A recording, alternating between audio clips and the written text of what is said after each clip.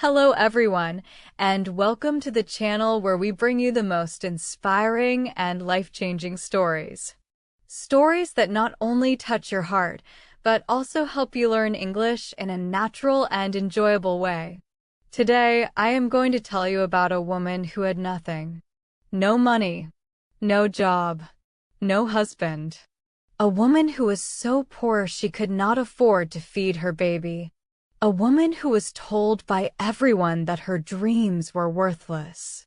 She was a single mother, living in a tiny, cold apartment, fighting a deep depression that made her want to disappear. But that woman had a secret. A story inside her head. A story about a young boy with glasses, a boy who had no idea how special he was. That boy's name was Harry Potter. And the woman, of course, is J.K. Rowling. How did a homeless single mother go from begging for government help to becoming the first billionaire author in history? How did a book that was rejected by 12 different publishers become the best-selling book series of all time?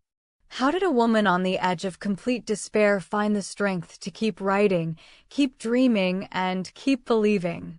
This is not just a story about fame and fortune. It's a story about hitting rock bottom and using that rock as a foundation to build an empire. It's a story about how the darkest times in our lives can lead to the brightest light. And as always, this story is a powerful way to improve your English. Through engaging storytelling, rich vocabulary, and real-life inspiration, you will learn naturally while you listen. Now, let's begin from the very start. Joanne Rowling was born on July 31st, 1965, in a small town called Yate in England.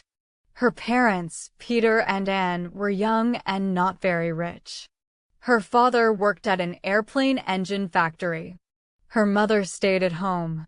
When Joanne was a little girl, her family moved to a village near a big forest. It was a quiet, green place, perfect for a child with a huge imagination. From a very young age, Joanne loved stories. Her mother would read to her for hours. Books became her best friends. She loved the magical worlds of fairy tales and adventures.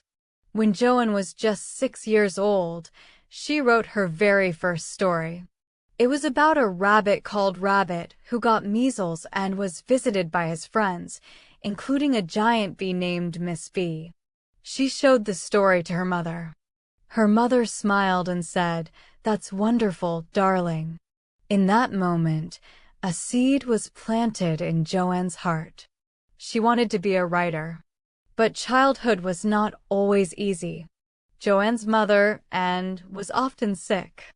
A serious illness, multiple sclerosis, slowly took away her strength. Joanne watched her mother struggle, and it broke her heart. At school, Joanne was quiet, a bit shy, and very studious. She wore glasses, loved books, and was not one of the popular kids. Some teachers found her daydreamy, not very focused. But her mind was always working, always creating. Her teenage years were difficult. The relationship with her father became strained. She felt lost and unsure of herself. But one thing remained constant: her dream of becoming a writer.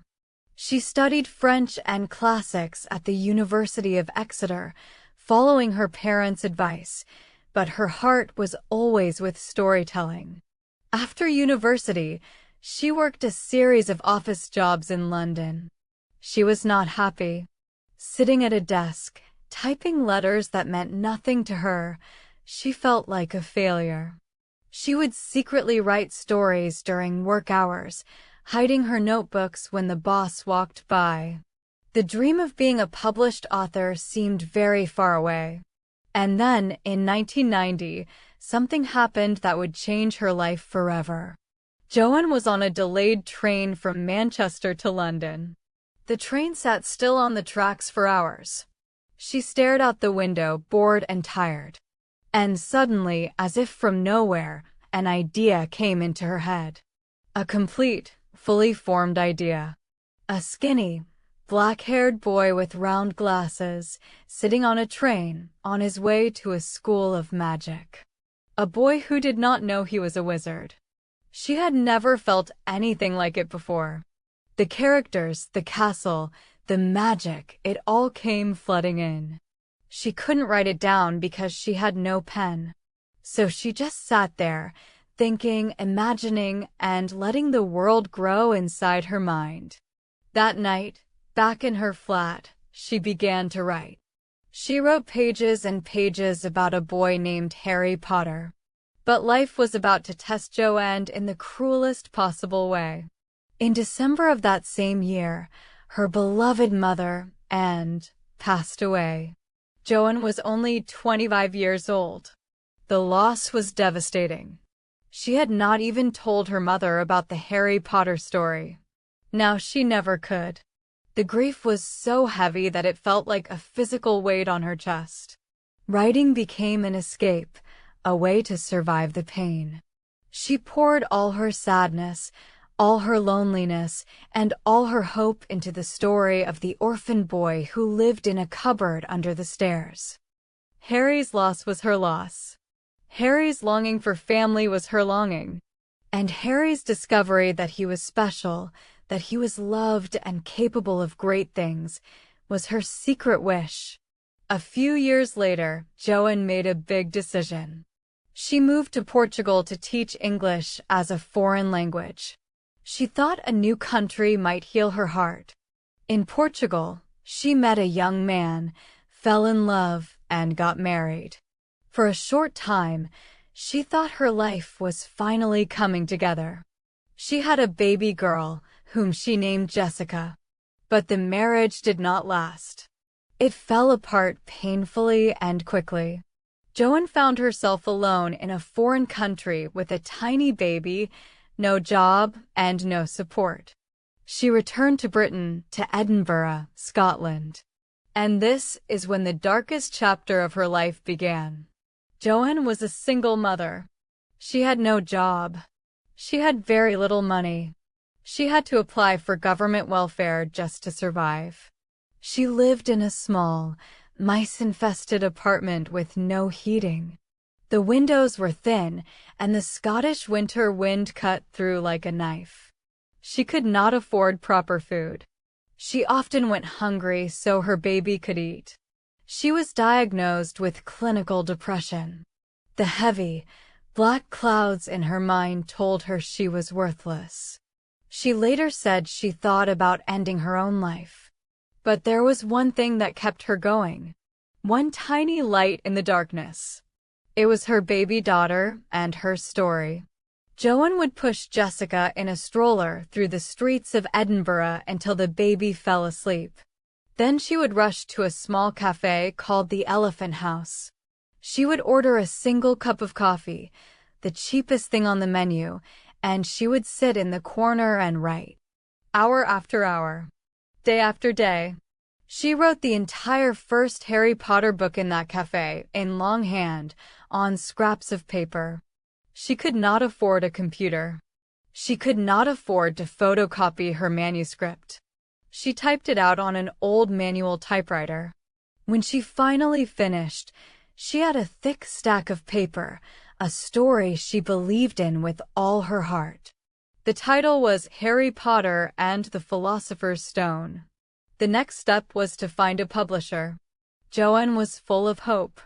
She opened the phone book and looked up literary agents. She sent the first 3 chapters to one of them. And she waited. The reply came quickly. Rejection. She sent it to another agent. Rejection. Another. And another. In total, 12 different publishers rejected the manuscript. 12 times, someone read her story and said, "No, this isn't good enough. Children's books don't make money. This is too long. This is too strange. A boy wizard? Nobody will read this." Rejection is painful for anyone. But for a woman already in deep depression, it was almost too much to bear. Each letter felt like another door slamming shut. Each no was a whisper saying, "You are a failure. Give up." But Joanne did not give up. She could not. Harry Potter was not just a story to her. It was her purpose. It was the thing that had kept her alive. She remembered something her mother had told her when she was a child. You can do anything you set your mind to. She held on to those words like a lifeline. Finally, a small publishing house called Bloomsbury agreed to look at the manuscript.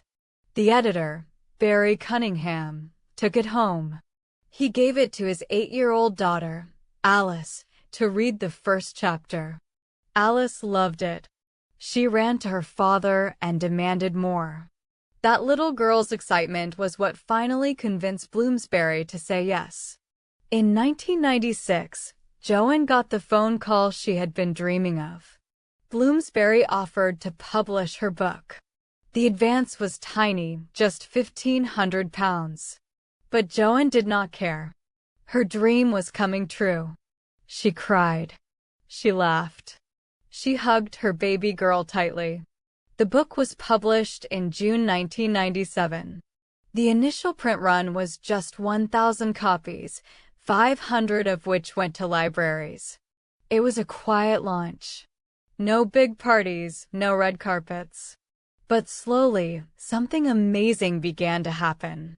Children started reading the book. And they loved it. They told their friends. Those friends told their friends. The word spread like magic. Soon, the book won awards. It was picked up by a major American publisher, Scholastic, for $105,000, an incredible sum for a children's book. Suddenly, Joanne had money. She could afford a proper house. She could afford food. She was no longer a homeless single mother. But the greatest gift was not the money. It was the letters from children. Children who said they had never liked reading before, but Harry Potter changed everything. Children who felt like outsiders, like Harry, and found hope in his story. That was the real reward. Joanne continued writing. She had planned 7 books, one for each year Harry would spend at Hogwarts School of Witchcraft and Wizardry. Each new book became a global event. Millions of copies sold. Midnight release parties. Movies, theme parks, merchandise. The Harry Potter series grew into a phenomenon unlike anything the world had ever seen. Joanne Rowling, who once sat in a freezing apartment with no hope, had become the first person to become a billionaire by writing books.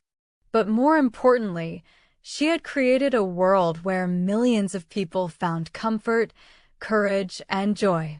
She did not forget her struggles. She gave away vast amounts of her money to charity, especially to organizations that help single mothers, fight multiple sclerosis, and support children in need. She said, "You will never truly know yourself or the strength of your relationships until both have been tested by adversity." Through all the fame, she remained grounded. She married again, had more children, and continued to write under different names. She proved that Harry Potter was not a one-time miracle, but the result of years of hard work, deep thought, and an unshakable belief in the power of stories. Now, what can we learn from the incredible journey of J.K. Rowling? First, rock bottom can be a solid foundation.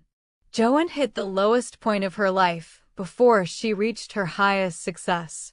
She had nothing, but that nothing stripped away all distractions. She was free to focus on the one thing that truly mattered, her story. If you are in a dark place right now, don't despair. The darkness might be preparing you for a light you can't yet imagine. Second, rejection does not mean your work is worthless. 12 publishers said no.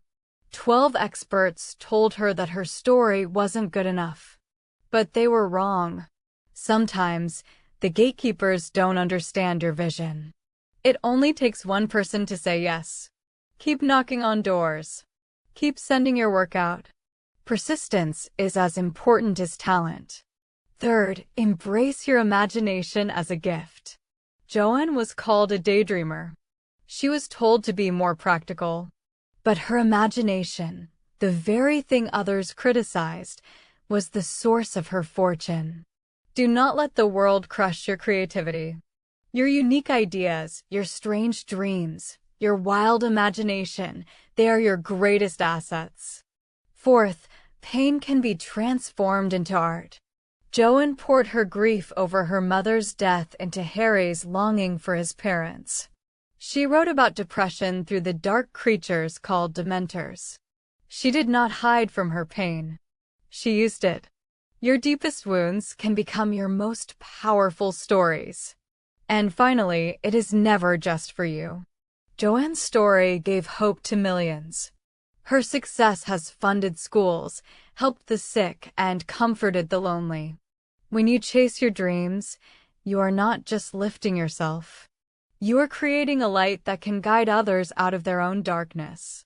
J.K. Rowling once said, "It is impossible to live without failing at something, unless you live so cautiously that you might as well not have lived at all, in which case, you fail by default." You are learning English right now. Maybe you feel like you are failing. Maybe the words are hard to remember. Maybe you feel embarrassed when you speak. But you are not failing. You are trying. And every time you try, you are one step closer to your own magic. Remember the woman in the cafe. The woman with no money and a broken heart, scribbling on napkins.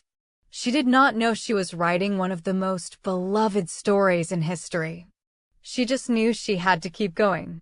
So, whatever your dream is, keep going. Write the story. Learn the language. Take the step. You never know what magic is waiting for you on the other side of your struggle. Thank you for listening to this story. If it moved your heart or gave you new strength, please like this video and subscribe to the channel. Share it with someone who is fighting their own battle right now. And tell me in the comments, what part of J.K. Rowling's journey meant the most to you? I read every comment. Until next time, keep dreaming, keep writing your own story, and never, ever give up. Bye for now.